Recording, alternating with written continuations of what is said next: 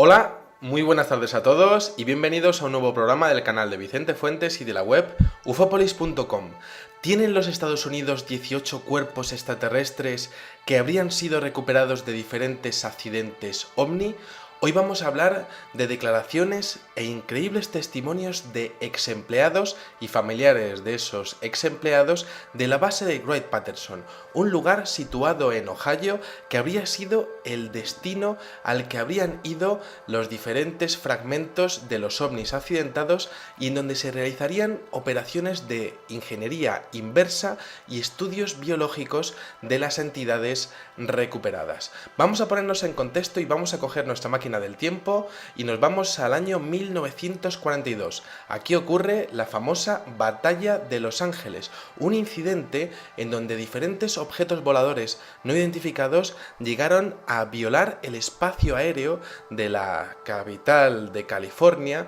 y en donde se habrían lanzado más de 1800 obuses para tratar de interceptarlos. Tanto fue así que incluso la casa del alcalde fue dañada con una de estas cargas explosivas, y es que aquellos objetos parece que resistían cualquier tipo de ataque por parte del gobierno y de los militares norteamericanos. En aquel momento se produjo una situación que nunca se había visto. De hecho, la portada de Los Angeles Examiner, con lo que viene siendo las fotografías del incidente y también la reacción militar ante unos objetos nunca vistos, pues sembraron todo aquello la semilla de lo que estaría por llegar cuando ocurrió el famoso incidente de Roswell. Estados Unidos ya sabía lo que era una intrusión en sus dominios por parte de una tecnología que parecía superior a todo lo conocido anteriormente, pero aún no tenía un protocolo de actuación perfectamente definido para la recuperación de posibles restos accidentados. Aquel accidente de 1947 cambió el modo de actuar de las potencias aliadas en torno a un enemigo que parecía descontrolado y cuya tecnología podía ser la clave para la supremacía y el dominio tecnológico sobre las demás potencias en la segunda mitad del siglo XX. Pero ¿sería posible que con Roswell se iniciara realmente un programa de retroingeniería tras la recuperación de estos restos accidentados? Bueno, esto se demostró un año después, de hecho ese mismo año 1947, con la creación del transistor en los laboratorios Bell, a muy pocos kilómetros del lugar en donde se encontraría la base del Área 51. ¿Es posible que la base de nuestra informática se base realmente en la recuperación de aquellos restos accidentados? ¿Y si volvía a ocurrir? ¿Y qué se haría con los ocupantes? En este videoprograma vamos a hablar de esos testimonios, como por ejemplo el de Jesse Marcel, un oficial de inteligencia del grupo de bombarderos 509 que estuvo implicado en la recuperación de los restos del accidente, así como de Glenn Dennis, empleado de la funeraria de Roswell, que aseguraba haber confeccionado pequeños ataúdes metálicos para los seres que habrían encontrado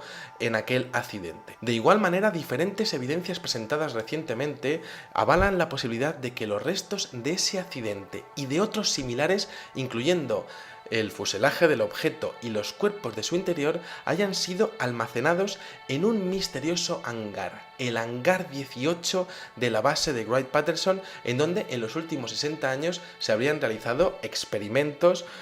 con diferentes tecnologías de antigravitación que se habrían visto plasmadas en proyectos como el Aurora, un proyecto que ha sido desarrollado por la Lockheed Martin y la Northrop Grumman. Bueno, es interesantísimo porque esta base de 24 kilómetros de extensión y 22.000 trabajadores es el hogar del Instituto de Tecnología de las Fuerzas Aéreas y del Centro Espacial de Inteligencia de los Estados Unidos, es decir, el sitio perfecto para llevar cualquier tipo de artefacto encontrado en estos accidentes. Bueno, pues en este contexto tenemos que hablar de un testigo, Mark Magruder, o más bien el hijo de un testigo, porque Mark Magruder era el hijo de un héroe de la Segunda Guerra Mundial llamado Marion Magruder, al que llamaban Black Mac. Bueno, pues Mark aseguró en 1997 que su padre, justo antes de morir, les habría confesado un secreto inconfesable, un terrible secreto que habría tenido durante más de 50 años. Y es que Black Mac formaba parte de la última promoción de élite de la Airward College, la cual, solo unos pocos días después del incidente de Roswell, habría sido trasladada por completo a la base de Wright-Patterson. ¿Por qué congregar a la flor y nata de la aviación norteamericana en esa base tras ese supuesto accidente? ¿Querían estudiarlo con los mejores aviadores del mundo? Bueno, el secreto de Black Mac lo atormentó durante toda su vida porque durante su estancia allí habría podido entrar en contacto con una de las partes recuperadas del fuselaje del platillo accidentado en Roswell, una plancha metálica que tenía capacidad de autorregenerarse resistiendo cualquier tipo de rasgadura. Lo interesante es que su testimonio incluye pues la entrada en el famoso hangar 18 y en donde habría visto varios cuerpos de tamaño infantil, según sus propias palabras, con el que experimentaron durante un tiempo. De hecho, uno de los seres aparentemente habría estado vivo y finalmente, después de la experimentación, habrían decidido matarlo. El propio gobierno norteamericano habría dado la orden de acabar con su vida. El ser tendría un tamaño craneal fuera de lo corriente, largos brazos y 4 finos dedos. El bueno de Black Mac, por supuesto, no quería llevarse aquella horrible verdad que le atormentaba al más allá y se lo confesó todo a sus hijos. Un secreto de Estado. Luego, en este contexto también tenemos las declaraciones de Robert Collins, capitán de las Fuerzas Armadas de los Estados Unidos y una de las pocas personas que hablan a cara descubierta sobre lo que ocurre en Wright-Patterson. Bueno, pues este señor apunta directamente a las instalaciones subterráneas del edificio número 18 de Wright-Patterson, en donde irían llegando progresivamente cuerpos y cadáveres tras sucesivos accidentes. ¿Quién se ocuparía de esto? Bueno, pues Collins comenta que la División de Tecnologías Exteriores se haría cargo como órgano responsable del espionaje técnico y científico de cualquier artefacto aeroespacial que pudiera ser recuperado en suelo americano. Habla de una facción, porque realmente esta División de Tecnologías Exteriores se basaría realmente en estudiar lo que los rusos estarían diseñando, lo que otro país estaría diseñando, pero habría una facción oculta dentro de la misma que se encargaría de realizar la misma actividad con artefactos de seres supuestamente extraterrestres. Y además lo haría con frecuencia porque Collins asegura que en ese edificio 18, en ese hangar 18, también habrían llegado los restos de otro incidente ocurrido en Aztec, Nuevo México, el 25 de marzo de 1948. Un segundo Roswell, protagonizado por 2 trabajadores de una planta petrolífera cercana, llamados Ken Farley y Doug Nolan, que habrían visto descender y aterrizar a un inmenso objeto con forma de disco con un diámetro de 30 metros y al que se habrían acercado hasta el punto de ponerse pues prácticamente pegados a una de las ventanas del fuselaje externo y en donde habrían visto a los cadáveres de 2 seres de pequeño aspecto. Bueno, el hangar 18, al que diferentes fuentes citan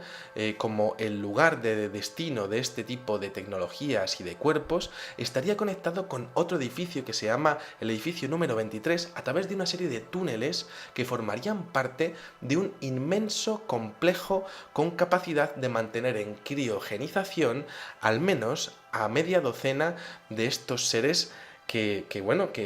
alguno de ellos pues habría estado pues prácticamente intacto o habría llegado allí en buenas condiciones. Y esto la verdad es que es interesantísimo porque plantea una posibilidad muy poco explorada en la ufología, ¿no? Es el hecho de que podría existir un abandono del objeto y de sus tripulantes por parte de las supuestas entidades de ese pueblo, de esa raza ajena a la Tierra, quizá por causas de fuerza mayor. Bueno, los 2 testigos exponen que a los pocos minutos de descubrir aquel objeto se presentaron 2 camiones que tenían la acreditación de la base de Camp Hale en Colorado, poniendo en marcha el protocolo que había fallado en Roswell. Control absoluto de la situación y sobre todo de la información. Hay más accidentes porque resulta que Collins comenta que en aquella época hubo otro accidente de un ovni en Paradise Valley, en Arizona, en octubre de 1947. También habla de que el siguiente accidente se produjo en Kingman, también en Arizona, en 1953, y después en Laredo, Texas, en junio de ese mismo año. También comenta Collins que se produjo el famoso accidente de Kecksburg, en Pensilvania, en el año 1965, que ha sido identificado por numerosos investigadores como que podría tener similaridades con el famoso experimento de la Alemania nazi llamado Die Glock, que es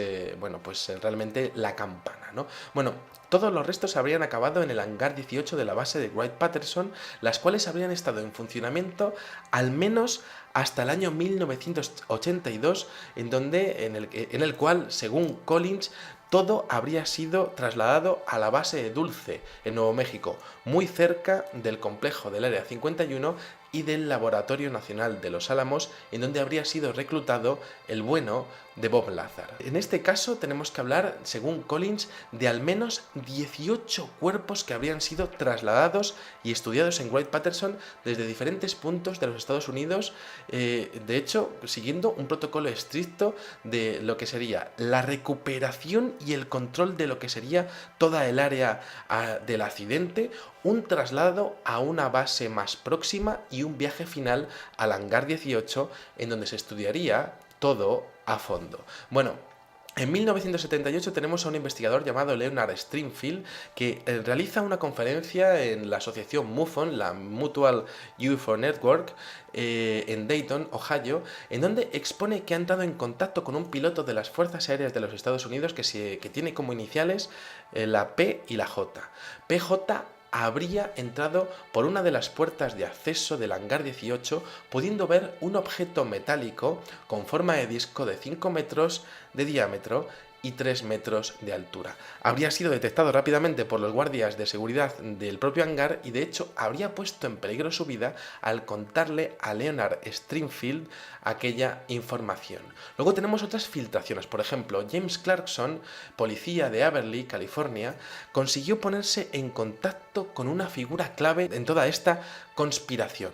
June Crane, una mujer que había tenido acceso a todos los memorandos, informes y órdenes ejecutivas de la oficina encargada de la recuperación de artefactos espaciales de origen extraterrestre. Era la mecanógrafa de aquella oficina. Y es que resulta que el señor James Clarkson se entrevista con June Crane y resulta que a la edad de 72 años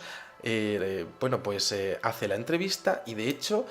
viola lo que sería una de las cláusulas de confidencialidad que tenía en su contrato y que le harían pagar $10.000, ¿no? Bueno, esta mujer declara que habría tenido acceso a los informes del denominado Proyecto Polvo Lunar, encargado de localizar restos de aparatos siniestrados de origen no humano. Bueno, durante la entrevista, Crane comenta que en una ocasión habría podido tocar un objeto grueso y ligero de carácter metálico con las mismas características de las que había hablado Black Mac, Marion McGruder, con esa capacidad de regenerarse tras alcanzar el punto de ruptura físico. Crane también confirmó el accidente de Roswell y al menos 2 colisiones más que corresponden con las citadas anteriormente. Y de hecho, especificó que Estados Unidos, efectivamente, los militares de los Estados Unidos estaban en posesión de al menos 2 seres que estarían conservados a 50 grados bajo cero en las instalaciones del hangar 18 de Wright-Patterson. Bueno, según sus declaraciones, muy pocas personas tendrían acceso a verlos, pero en los informes pudo ver la descripción: 1,25 metros de altura, una tez verdosa que se había convertido en verde azulada al entrar en contacto con nuestra atmósfera. Y esto, claro, es muy curioso porque era diferente de las descripciones de Black Mac, de Marion McGruder. Podrían ser seres de otros accidentes, pero la hipótesis se amplía aún más. Podría al menos haber 2 razas extraterrestres diferentes que habrían sido capturadas por el gobierno de los Estados Unidos. Bueno, el investigador Leonard Stringfield habría contactado a su vez con un importante oficial de inteligencia que no le habría dejado publicar su nombre y apellido y que aseguraría que en 1953 efectivamente se habrían producido los accidentes de Kingman y de Laredo, de los cuales se habrían podido recuperar al menos 4 de los seres. una vez más con características diferentes. 1,60 metros de altura, un gran tamaño craneal, unos largos brazos con la parte superior más larga que la parte inferior, y esto es diferente de los seres humanos, una ranura para la boca, 2 orificios para la nariz, sin dientes y con 2 dedos más desarrollados, y en una mano de 4 dedos con tejido intersticial como la que tienen los anfibios, ¿no? Bueno, todos estos testimonios enlazan con que en Wright-Patterson resulta que existe el mayor centro de experimentación biológica de todos los Estados Unidos, en donde se experimentaría con primates y con antropoides. ¿Qué mejor sitio que llevar algún tipo de cuerpo relacionado con un accidente de un ovni que en el lugar en donde se realiza pues los experimentos más avanzados en genética y en experimentación con la biología de los seres humanos o de los seres más avanzados, ¿no? Que en este caso pues somos los seres humanos de la Tierra en este planeta, ¿no? Bueno, es muy interesante el hecho de que hay unas declaraciones de Robert Collins, que habría trabajado, como decíamos, en Wright-Patterson, y de hecho comentaba que había una joya de la corona dentro del hangar 18. Las salas subterráneas, las que estarían más abajo del todo, allí habría habitaciones de 30 por 30 metros en donde habría decenas de cilindros para mantener y conservar cualquier tipo de material biológico encontrado en estos accidentes. Bueno, la seguridad allí, según Collins, era total, y ni siquiera el propio J. Edgar Hoover, el fundador del FBI y una de las personas más poderosas de los Estados Unidos, habría tenido acceso a esas instalaciones. De hecho, J. Edgar Hoover se lo tomó aquello como una afrenta personal y habría mandado diferentes misivas y cartas dando órdenes de que le dejasen pasar en aquella zona. Lo habría ordenado, lo habría pedido a todos los estamentos militares y jamás habría podido tener acceso a las mismas. Bueno, podría pensarse que si Hoover no lo hizo,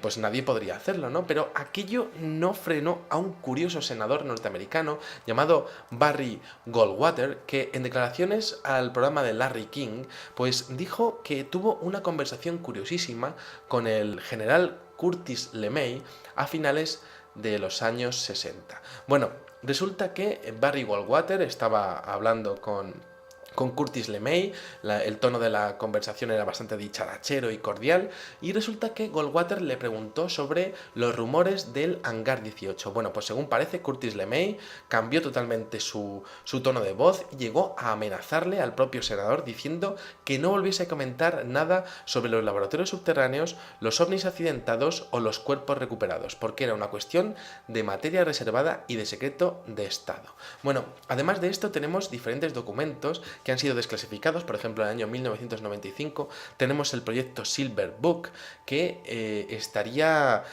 pues realmente relacionado con un intento de construcción de un objeto circular de 12 metros de diámetro, monoplaza y con una velocidad de despegue vertical superior a los 3.500 km por hora, que habría sido pues prácticamente habría sido diseñado en base a las tecnologías de antigravedad que habrían sido descubiertas tras los accidentes que fueron, bueno, que hemos comentado anteriormente, que ocurrieron en los Estados Unidos, ¿no? Bueno,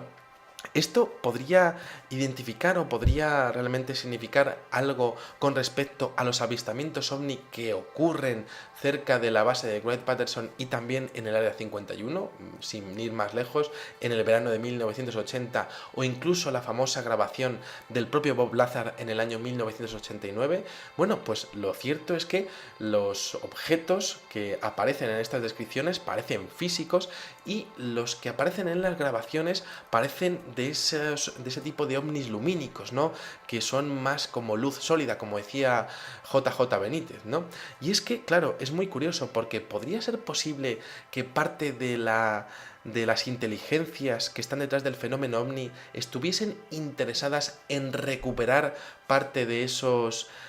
artefactos o parte de esas tecnologías que habrían perdido y que habrían dejado abandonadas por causas de fuerza mayor. Bueno, Otro de los testimonios más interesantes los tenemos por parte del investigador norteamericano Donald L. Burley, que cuenta el caso de un hombre al que llamó Dave, era un seudónimo para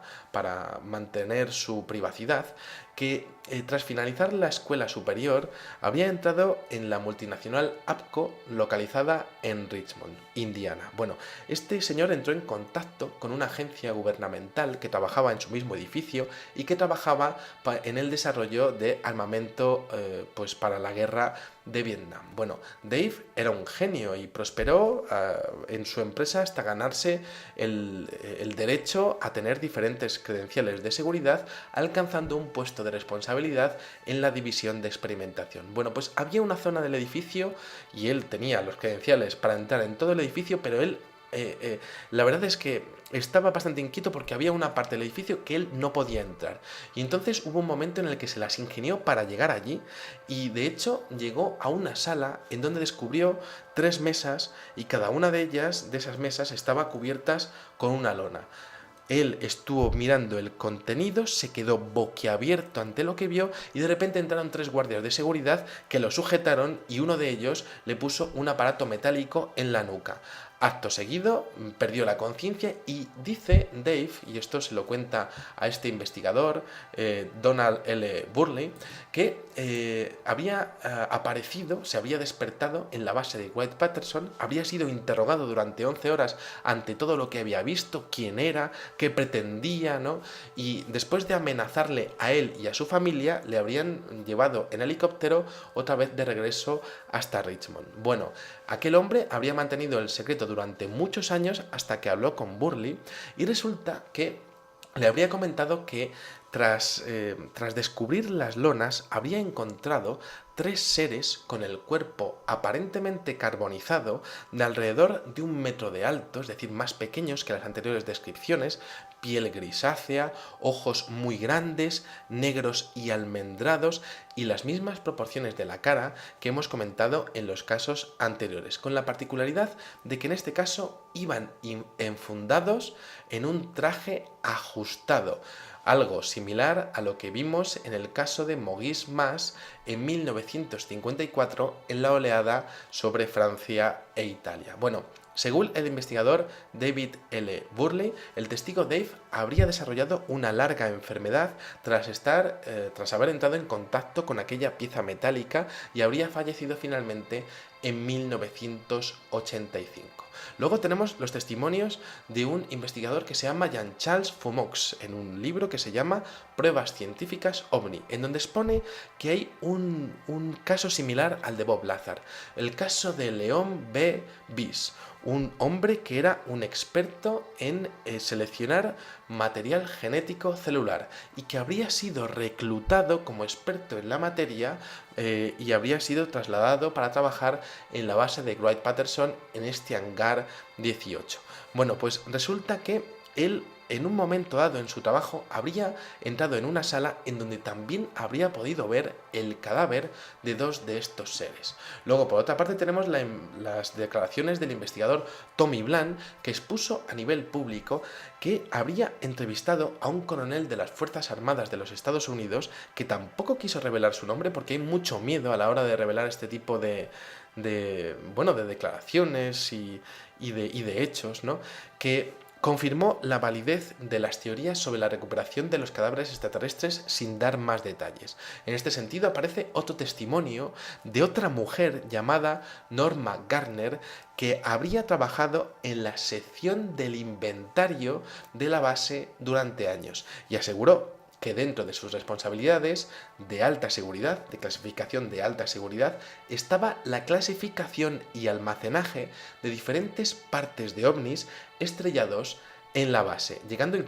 esta mujer llegó incluso a exponer que había visto también 2 de esos cuerpos. Bueno, esto enlaza por supuesto con las declaraciones del físico estadounidense Robert Sarbacher, consultor del panel de investigación científico del Departamento de Defensa de los Estados Unidos, que le habría comentado el 15 de septiembre de 1950 a un grupo de colegas canadienses que,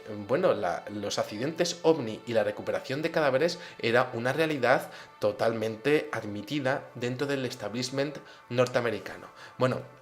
También Sharbacher habría comentado las dificultades técnicas que tendrían los científicos norteamericanos a la hora de intentar replicar o estudiar las tecnologías encontradas en estos objetos, y a esto se le une lo que serían las declaraciones de Arthur Exon, un oficial retirado de las Fuerzas Aéreas que confirmó una vez más que los restos de Roswell pues fueron llevadas a Wright-Patterson, y bueno, pues esto lo pudo ver porque estaba allí pues destinado como comandante de la base. Según Exxon, todo aquello se guardaba allí, todos sabían lo que se guardaba allí, pero muy pocos tenían acceso a las instalaciones y el velo de silencio era total. Bueno, el misterio sobre la recuperación de ovnis estrellados estriba en la motivación para que tales hechos se produzcan, ¿no? Porque, claro, ¿tienen los seres humanos capacidad para estudiar este tipo de tecnología? ¿Tenemos capacidad para contrarrestar una amenaza de tales características, incluso derribarlos?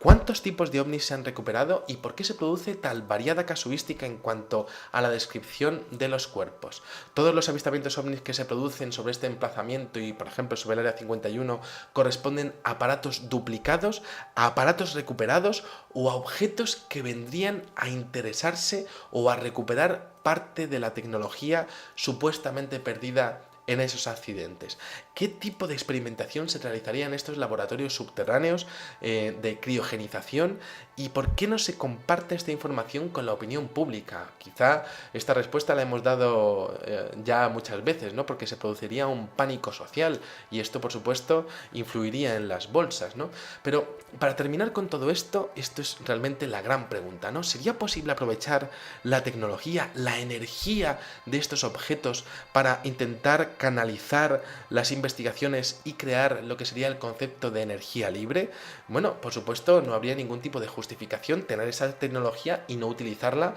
habida cuenta de los grandes desequilibrios de nuestra economía por estar dependiendo de los combustibles fósiles, ¿no? Pero posiblemente lo que hemos comentado muchas veces, los señores que deciden este tipo de cosas son las que tienen las mayores acciones, los mayores paquetes de acciones en las compañías relacionadas con los hidrocarburos y los combustibles, ¿no? Bueno,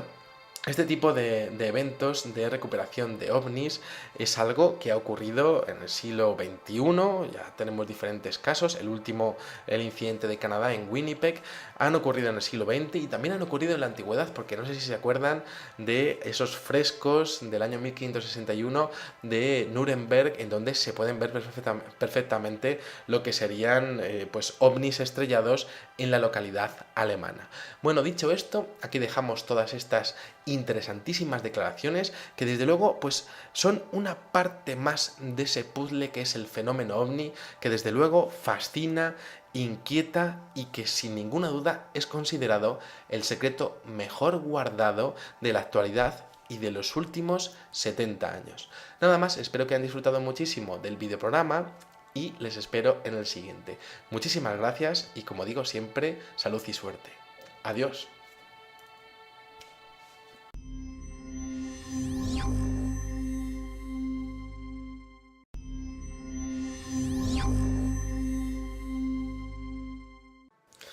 Hola, muy buenas tardes a todos y bienvenidos a un nuevo programa del canal de Vicente Fuentes y de la web ufopolis.com. ¿Tienen los Estados Unidos 18 cuerpos extraterrestres que habrían sido recuperados de diferentes accidentes OVNI? Hoy vamos a hablar de declaraciones e increíbles testimonios de exempleados y familiares de esos exempleados de la base de Wright-Patterson, un lugar situado en Ohio que habría sido el destino al que habrían ido los diferentes fragmentos de los ovnis accidentados y en donde se realizarían operaciones de ingeniería inversa y estudios biológicos de las entidades recuperadas. Vamos a ponernos en contexto y vamos a coger nuestra máquina del tiempo y nos vamos al año 1942. Aquí ocurre la famosa Batalla de Los Ángeles, un incidente en donde diferentes objetos voladores no identificados llegaron a violar el espacio aéreo de la capital de California y en donde se habrían lanzado más de 1.800 obuses para tratar de interceptarlos. Tanto fue así que incluso la casa del alcalde fue dañada bueno, pues con una de estas cargas explosivas, y es que aquellos objetos parece que resistían cualquier tipo de ataque por parte del gobierno y de los militares norteamericanos. En aquel momento se produjo una situación que nunca se había visto. De hecho, la portada de Los Angeles Examiner en la segunda mitad del siglo XX. Pero ¿sería posible que con Roswell se iniciara realmente un programa de retroingeniería tras la recuperación de estos restos accidentados? Bueno, esto se demostró un año después, de hecho ese mismo año 1947, con la creación del transistor en los laboratorios Bell, a muy pocos kilómetros del lugar en donde se encontraría la base del Área 51. ¿Es posible que la base de nuestra informática se base realmente en la recuperación de aquellos restos accidentados? ¿Y si volvía a ocurrir? ¿Y qué se haría con los ocupantes? En este videoprograma vamos a hablar de esos testimonios, como por ejemplo el de Jesse Marcel, un oficial de inteligencia del grupo de bombarderos 509 que estuvo implicado en la recuperación de los restos del accidente, así como de Glenn Dennis, empleado de la funeraria de Roswell, que aseguraba haber confeccionado pequeños ataúdes metálicos para los seres que habrían encontrado en aquel accidente. De igual manera, diferentes evidencias presentadas recientemente avalan la posibilidad de que los restos de ese accidente y de otros similares, incluyendo el fuselaje del objeto y los cuerpos de su interior, hayan sido almacenados en un misterioso hangar, el hangar 18 de la base de Wright-Patterson, en donde en los últimos 60 años se habrían realizado experimentos con diferentes tecnologías de antigravitación que se habrían visto plasmadas en proyectos como el Aurora, un proyecto que con lo que viene siendo pues, las fotografías del incidente y también la reacción militar ante unos objetos nunca vistos, pues sembraron todo aquello la semilla de lo que estaría por llegar cuando ocurrió el famoso incidente de Roswell. Estados Unidos ya sabía lo que era una intrusión en sus dominios por parte de una tecnología que parecía superior a todo lo conocido anteriormente, pero aún no tenía un protocolo de actuación perfectamente definido para la recuperación de posibles restos accidentados. Aquel accidente de 1947 cambió el modo de actuar de las potencias aliadas en torno a un enemigo que parecía descontrolado y cuya tecnología podía ser la clave para la supremacía y el dominio tecnológico sobre las demás potencias